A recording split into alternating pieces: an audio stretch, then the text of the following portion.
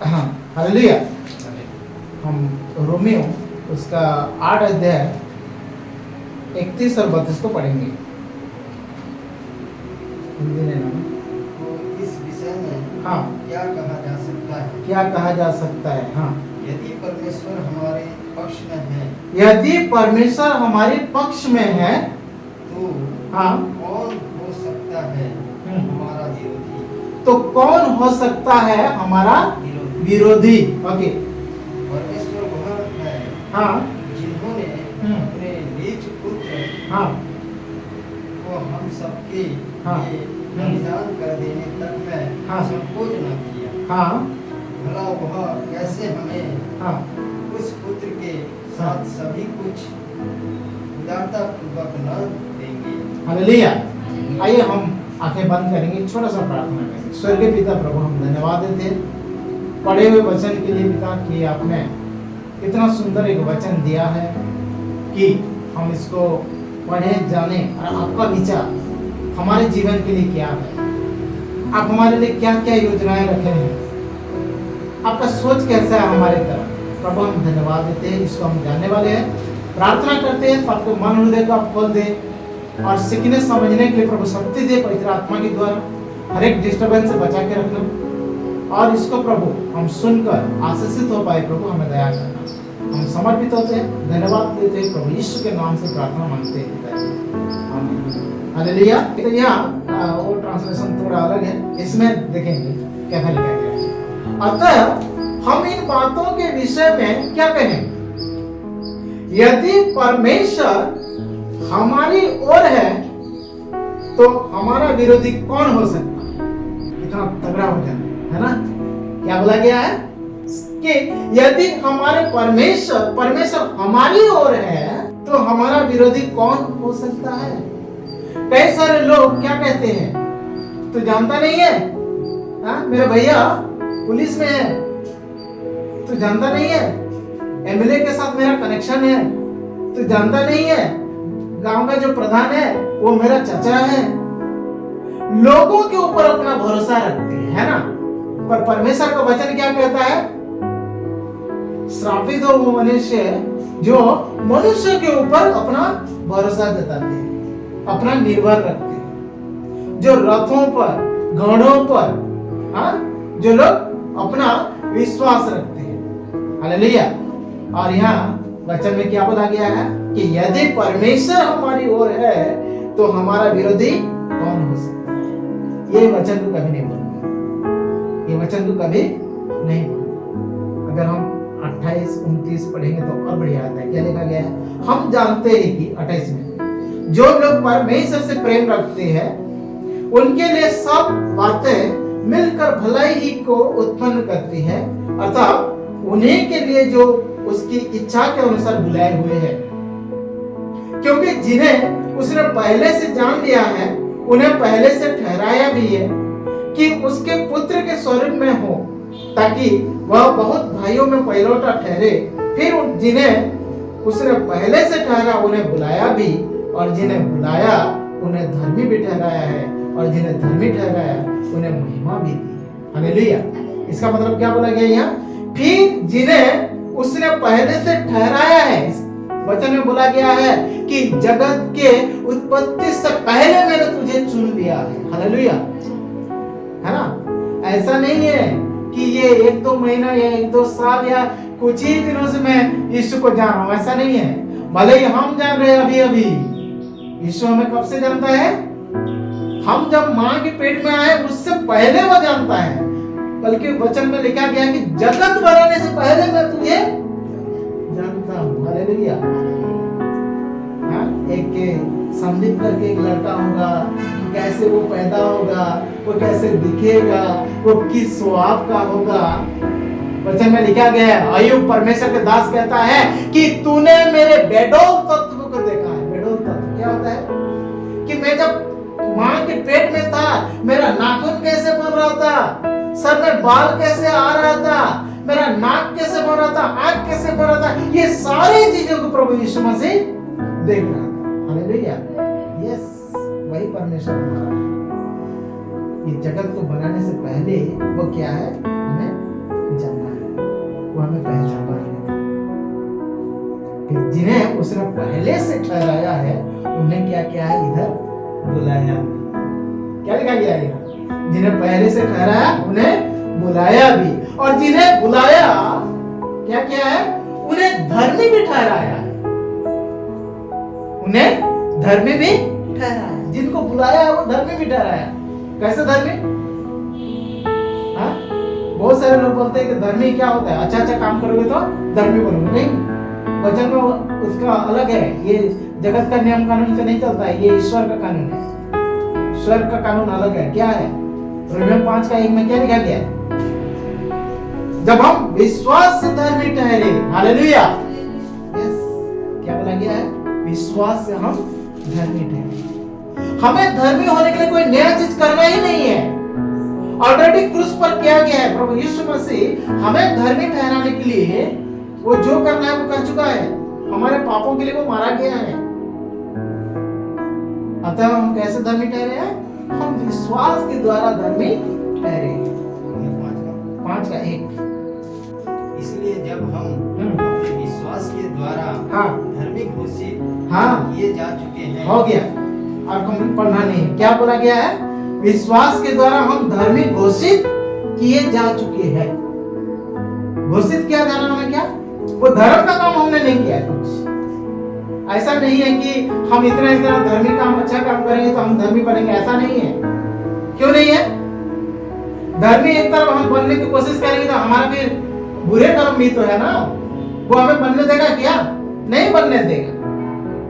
धर्मी घोषित किया गया है। क्यों? क्योंकि हम विश्वास किए। विश्वास के द्वारा हम धर्मी घोषित किए गए। बहुत सारे लोग बोलते हैं कि पाप करने से हम विश्वास करेंगे उद्धार पाएंगे, फिर कोई पाप हो जाएगा तो हम नरक चले जाएंगे क्या? नहीं, जिसको धर्मी घोषणा किया गया है, जिसका पाप क्षमा किया गया है, जिसको परमेश्वर ने बोला है कि तेरा पाप के लिए मैंने अपना बेटा को दिया है, तूने विश्वास किया है, तो क्या है? विश्वास के द्वारा तू धर्मी ठहर चुका। Hallelujah, yes. तो धर्मी, तो यहाँ क्या हम पढ़े हैं कि जिन्होंने उससे पहले, फिर जिन्हें उसने पहले से ठहराया उन्हें बुलाया भी, और जिन्हें बुलाया उन्हें धर्मी भी ठहराया है। और आखिर बात क्या है?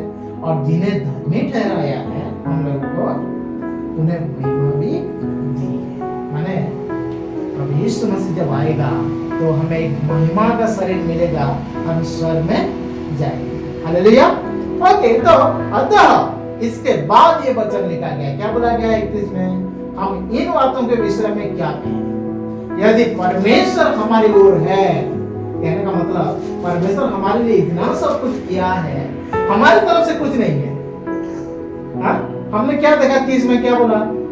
जगत उत्पत्ति होने से पहले वो हमें जान चुका है, माँ के पेट से वो हमें जान चुका है, वो हमारा नामीकरण पहले से कर चुका है, हमें बुलाया है, हमें धर्मी ठहराया है, हमें महिमा भी दी है। माने क्या? हमारी तरफ से कुछ है? हमारी तरफ से कुछ नहीं है, परमेश्वर की ओर से सब कुछ। हमारी तरफ से क्या है? बस हम विश्वास करना है, हम विश्वास करें। ठीक है?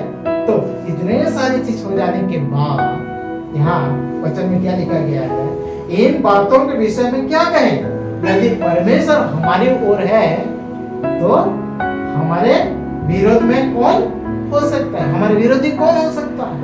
कोई हो सकता है?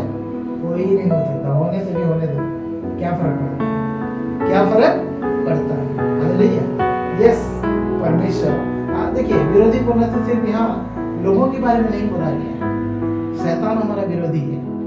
जितने भूत प्रेत है, शैतान के चेले चपटे लोग हैं, वो हमारे विरोधी है। समझ रहे ना बात? हाँ, हमारे विरोधी है कौन है? दुख तकलीफ हमारे विरोधी है कि हमारी तरफ है। दुख तकलीफ हमारे पास आता है, हमें क्या करने के लिए? कष्ट देने के लिए आता है ना, वो हमारे विरोधी है। पैसा का समस्या हमारे विरोधी है, बीमारी हमारे विरोधी है, परिवार का समस्या हमारे विरोधी है, बहुत सारे विरोधी हमारे लिए खड़े हैं। पर यहाँ वचन बोला गया है, परमेश्वर अगर हमारे तरफ है तो हमारा विरोधी कौन हो सकता है? 32 में क्या बोला गया है? जिसने अपने निज पुत्रों को भी न रख छोड़ा, परंतु उसे हम सबके लिए दे दिया, वह उसके साथ हमें और सब कुछ क्यों नहीं देगा? कई बार हम सोचते हैं कि ये मेरे पास नहीं है, कई बार सोचते हैं कि हम ये नहीं कर सकते हैं, उसके जैसा तो मैं नहीं हूं, सामने वाले के पास जितना पैसा मेरे पास तो नहीं है, हाँ, उसके पास जितने लोग आते हैं मेरे पास तो कोई नहीं आता है, मेरे को तो कोई पूछता तो नहीं है, हाँ? लोगों के पास बड़े बड़े कार है, बड़े बड़े चीजें हैं, मेरे पास तो एक साइकिल भी नहीं है। हमारे मन में कई सारी बातें आता है, कई सारी बातें आता है, आज तेरे पास वो नहीं है, वो नहीं है, ये नहीं है। प्रभु का वचन क्या सिखाता है? अगर परमेश्वर हमें बचाने के लिए, हमें अपनाने के लिए अपना निज पुत्र को भी नहीं छोड़ा, जाओ तुम मरो ताकि वो लोग बचेंगे, है ना? परमेश्वर ने क्या किया? तुम जाओ मरो तभी ये लोग बचेंगे। अगर अपने खुद का बेटा को भी नहीं छोड़ा, किसके लिए? हमारे लिए, हमें बचाने के लिए, हमें स्वर्ग ले जाने के लिए, अगर उसको क्रूस पर बलि चढ़ाने के लिए दे दिया, तो आप सोचो जो छोटा छोटा चीज हमके लिए हम बोलते हैं ये नहीं है, वो नहीं है, उसको वो क्यों नहीं देगा? उसको वो क्यों नहीं देगा? वो देगा, जरूर देगा। क्यों अभी तक नहीं है हमारे पास? क्यों नहीं है हमारे पास? हम जो चाहे चीज मांगते हैं, जो चीज चाहते हैं वो नहीं है, क्यों? याकूब निकलो उसका 1 अध्याय 6, पूरे विश्वास से मांगे और कुछ संदेह ना करे, क्योंकि संदेह करने वाला समुद्र की लहर के समान है जो हवा से बहती और उछलती है। ऐसा मनुष्य यह ना समझे कि मुझे प्रभु से कुछ मिलेगा। वचन में साफ लिखा गया, क्या बोला गया है? जो संदेह करता है वो छोड़ ही दे आशा कि उसको कुछ मिलेगा परमेश्वर से, कुछ नहीं मिलेगा।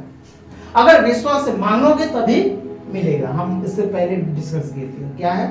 विश्वास की प्रार्थना, धर्मी जन की प्रार्थना तोड़ती है सारे बंधन, आपके गरीबी का बंधन, आपका पाप का बंधन, आपका समस्या का बंधन, जो चीज है सब कुछ वो तोड़ देता है, जो बंद है उसको वो खोल देता है। Hallelujah, yes.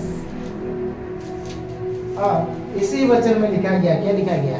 कि तुम्हारे पास नहीं है क्योंकि तुम मांगे नहीं, तुम मांगोगे तभी मिलेगा। मांगो तो मिलेगा, ढूंढोगे तो पाओगे, खटखटाओगे खुलेगा। Hallelujah, yes. हम मांगेंगे तो मिलेगा। इसलिए यहाँ बोला गया है कि जिसने अपने निज पुत्र को भी ना रख छोड़ा, परंतु हमें उसे हम सब के लिए दे दिया, वह उसके साथ हमें और सब कुछ क्यों ना देगा? प्रश्न पूछता है। हम कुछ चीज जरूरत से मांगते हैं, मुझे ये चाहिए, और अगर हम किसी से पूछेंगे कि मैं ये मांगूंगा प्रभु मुझे देगा क्या? प्रभु का वचन क्या कहता है? क्यों नहीं देगा? क्यों नहीं देगा? वो हमें बचाने के लिए अपना इकलौता बेटा दे सकता है, तो एक छोटे छोटे चीज मांगते हैं तो वो क्यों नहीं देगा? देगा। मांगता तो देखो यहोवा कितना भला है, जो मांगा वो पाया है, जो नहीं मांगा उसको कुछ नहीं मिला है। वो क्या बोला गया? वो समुद्र में वो जो जहाज का ऊपर लटकता हुआ है, हाँ, उसके जैसा है। अगर जो संदेह करता है क्या होता है? वो ऐसे ऐसे हिलेगा, कब गिरेगा कुछ मालूम नहीं है। वो ऐसे समान आदमी है जो विश्वास नहीं करता। विश्वास से मांगना है, सब कुछ मिलेगा। और प्रभु तो ये तक भी बोले हैं कि जो कुछ भी तुम मुझे मेरे नाम से पिता को मांगोगे वो तुम्हारे लिए हो जाएगा। मिल चुका है करके तुम समझो, मिलेगा करके नहीं, मिल चुका है। ठीक समय में वो देने वाला है। Hallelujah, yes.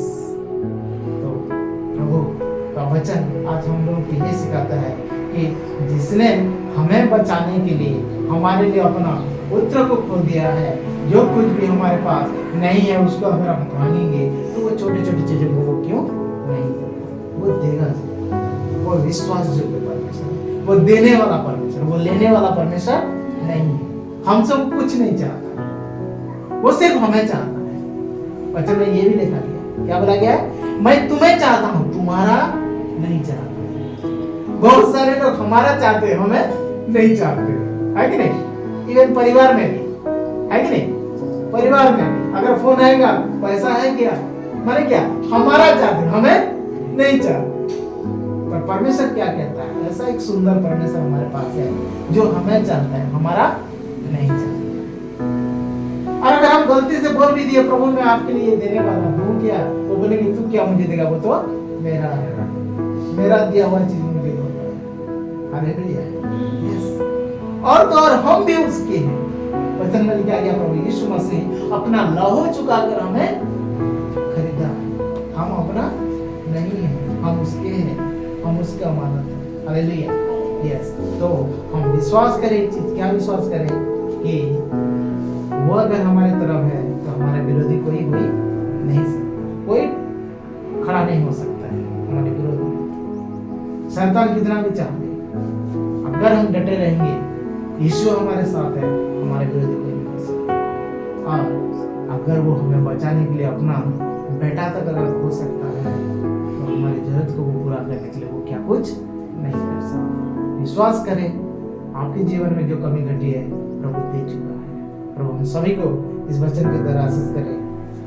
आइए हम प्रार्थना करें। स्वर्गीय पिता प्रभु हम आपको धन्यवाद देते हैं, आपको महिमा करते हैं, आपको प्रशंसा करते हैं, क्योंकि प्रभु आप महान हैं, आप हमें दया करने वाला परमेश्वर है, हमारे मन को भी जानने वाला परमेश्वर है। आज यहाँ बैठे हुए कई सारे लोग हैं जो मुख से तो नहीं बोल रहे पिता, वो मुंह से नहीं बोल रहे, पर हृदय में वो बोल रहे पिता, वो आपसे बात कर रहे हैं और वो ये जान चुके, आपके वचन में वो बोला गया है, वो सुन चुके हैं कि अगर हमें बचाने के लिए अपना इकलौता बेटा प्रभु यीशु को अगर क्रूस पर आप दे सकते हैं तो हमारी जरूरत को आप कैसे नहीं पूरा कर सकते। आप जरूर पूरा करें, हमारी जरूरत के अनुसार देने वाला परमेश्वर।